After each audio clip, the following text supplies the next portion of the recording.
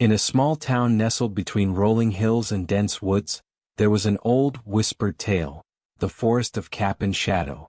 No one dared to enter, not since the story of the Bentleys, a family that disappeared within its depths decades ago.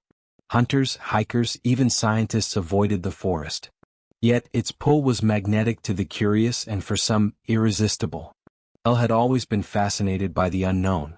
She wasn't superstitious, and her love for fungi made the rumors about the forest of cap and shadow tantalizing. People claimed that strange mushrooms grew there, larger than any in the surrounding areas, some glowing faintly even during the day. Elle, a budding mycologist, couldn't resist. Equipped with her field notebook, a camera, and a foraging knife, she decided to explore what others feared. As she approached the forest edge, the air felt cooler, heavier.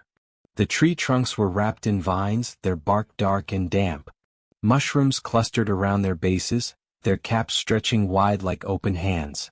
The faint scent of earth and rot filled the air. She had barely taken a dozen steps before she noticed how quiet it was. No bird song, no rustle of leaves, only the faint sound of her own footsteps. She felt her heart rate quicken but brushed it off.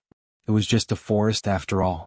The first mushrooms she encountered were ordinary enough, rust-colored caps with white stems. She jotted some notes and took a photo. But as she ventured deeper, the mushrooms became increasingly strange. A cluster of deep violet fungi emitted a soft glow, almost imperceptible in the dim light. Elle bent down to examine them.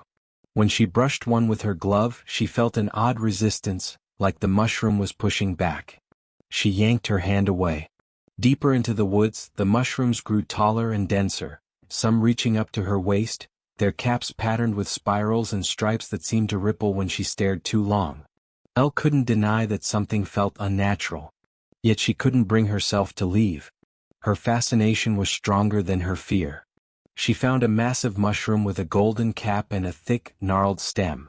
Its base was surrounded by smaller mushrooms, all swaying gently as though caught in a breeze, but the air was completely still. That was when she heard it, a faint, rhythmic sound almost like breathing. Elle froze, scanning her surroundings.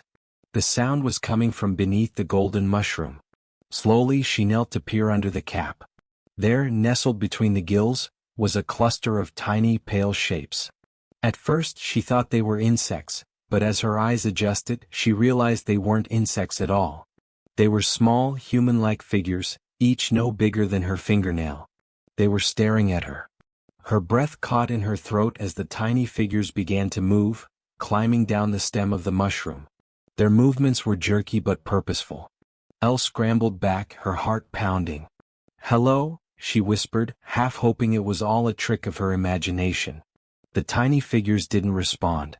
Instead, they continued their descent until they reached the forest floor.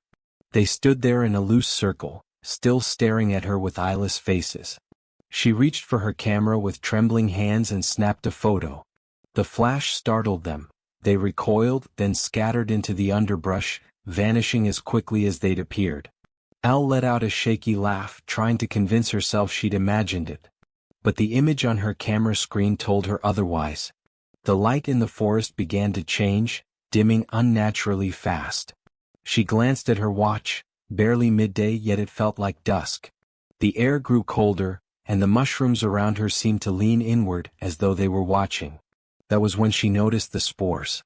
They drifted through the air like fine dust, shimmering faintly. Elle tried to wave them away, but they stuck to her skin, her clothes. Breathing became harder, and she felt an odd warmth spreading through her chest. Panic set in. She turned to leave, but the path she'd taken was gone, swallowed by the forest. The trees loomed closer, their trunks wrapped in a patchwork of fungal growths. Her head grew fuzzy, her vision swimming. She stumbled, catching herself on a tree. The bark felt wet and warm, almost pulsing beneath her hand. A voice, soft, distant, whispered her name. Elle, it repeated, the sound coming from everywhere and nowhere at once. She turned, searching for the source, but saw only the forest. Then from the shadows, shapes emerged. Tall, spindly figures with mushroom caps for heads and elongated limbs that bent unnaturally. Their faces were smooth, featureless, except for dark, hollow indentations where eyes should have been. Elle backed away, her breath hitching. The figures moved closer, their movements synchronized, their steps silent. "Join us," the voice whispered again, though none of the figures moved their mouths. She shook her head, stumbling further into the woods. The ground beneath her feet felt soft, spongy, and as she looked down she realized why. It wasn't dirt she was standing on, it was a vast network of fungal growth, stretching as far as she could see. The figures followed, unhurried but relentless. Elle's vision blurred as the spores thickened, coating everything in a shimmering haze.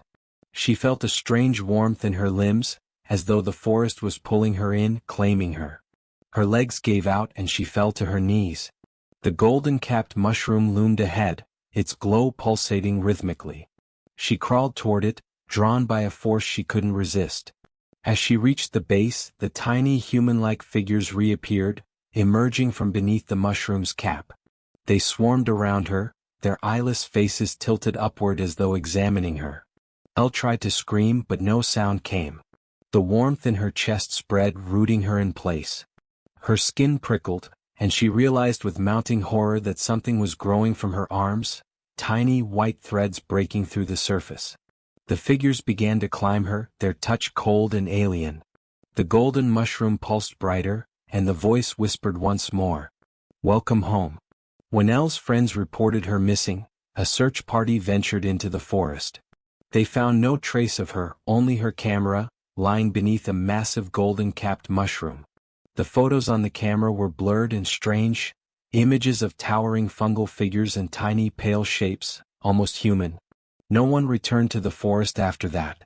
But locals swore they could hear whispers on the wind at night, soft and persistent, calling a name they dared not repeat.